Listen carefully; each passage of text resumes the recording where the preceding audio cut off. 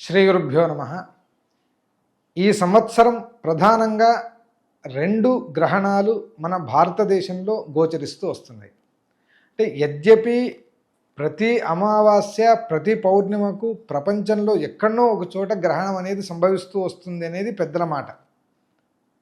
కానీ ఎప్పుడైతే గ్రహణము మనమున్న ప్రాంతంలో గోచరిస్తుందో, కంటికి కనపడుతుందో, అప్పుడు మాత్రమే దాన్ని ఆచరణ అనేది చేస్తూ రావాలి.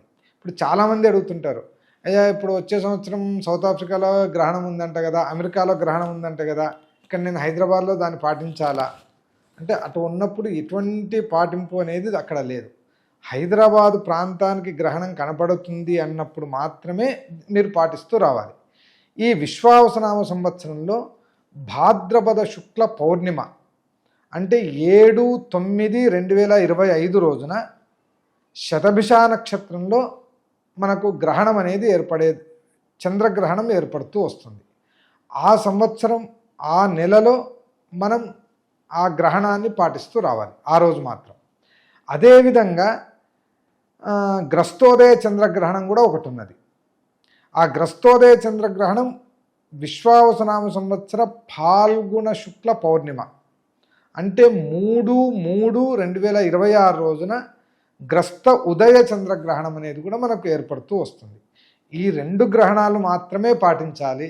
మిగిలినటువంటి గ్రహణాలు ఏమన్నా మధ్యలో కనిపిస్తున్నాయి, అమెరికాలో వచ్చినాయి, రష్యాలో వచ్చినాయంటే వాటిని మన తెలుగు రాష్ట్రాల్లో ఎక్కడ కూడా వాటి గురించి మనం పట్టించుకోవాల్సిన అవసరం లేదు. మన భారతదేశంలో వాటి గురించి పట్టించుకోవాల్సిన అవసరం లేదు. అందువలన ఈ 2 గ్రహణాలను మాత్రమే ఆ సమయంలో మనం జాగ్రత్తగా ఉండి భగవంతుని ధ్యానం చేస్తూ జపాలు, హోమాలు, తర్పణాదులు ఇవన్నీ చేసుకుంటూ ఉండడం ద్వారా మనము ఆ గ్రహణం ద్వారా మంచి ఫలితాన్ని పొందేదానికి అవకాశాలు ఉంటాయి. ముందుగా మేషరాశి వారి యొక్క ఫలితాలు మనం చెప్పుకోవాలి అంటే, ఈ సంవత్సరం ఉగాది నుంచి వీళ్లకు 7.5 అంటే ఏళ్ల నాటి యొక్క శని ప్రభావం ప్రారంభమవుతూ ఉన్నది.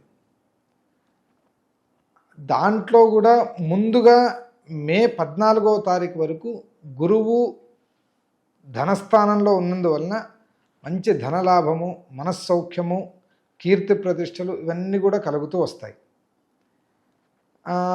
ఈ 14/5/2025 నుంచి గురువు మిథున రాశిలోకి వెళ్ళడం ద్వారా యదా దుశ్చిక్యగో దేవమంత్రి లఘూనాం లఘీయాన్ సుఖం సోదరాణం కృతజ్ఞో భవేత్ అనేటువంటి ఫలితాలను చెప్తూ ఉన్నందువలన కొద్దిగా కృతజ్ఞత్వాన్ని అంటే మనం చేసినటువంటి సహాయాన్ని అవతల వ్యక్తులు మర్చిపోవడము, లేదంటే మనకంటే చిన్న వాళ్లకు మన ముందు గుర్తింపు లభించడం, ఇటువంటి ఫలితాలు కనిపిస్తూ వస్తాయి. అందువలన కొద్దిగా ఈ సంవత్సరం అంతా కూడా జాగ్రత్తగా ఉండాలి. అంటే మే తర్వాత నుంచి ఈ సంవత్సర అంత్యం వరకు కూడా చాలా జాగ్రత్తగా ఉండాలి. గురువు 3వ ఇంట్లో ఉంటాడు. అదేవిధంగా ఏళ్ళనాటి ప్రభావము ఒకటి మనకు స్టార్ట్ అవుతూ వస్తున్నందువలన విశేషంగా ఈశ్వరారాధన చేస్తూ రావడం ద్వారా ఈ సంవత్సరం మనకు వచ్చేటువంటి చెడు ఫలితాల నుంచి మనం బయటపడేదానికి అవకాశాలు ఉంటాయి. ఈ విశ్వావసనామ సంవత్సరం మనం టీవీ ప్రేక్షకులందరికీ, అదేవిధంగా మన సనాతన ధర్మాన్ని పాటించేటువంటి ప్రతి ఒక్కరికి కూడా అష్ట ఐశ్వర్యాలను, సుఖ సంతోషాలను అన్నిటినీ ఇస్తూ రావాలి అని ఆ భగవంతుణ్ణి ప్రార్థన చేస్తూ ఉన్నాను.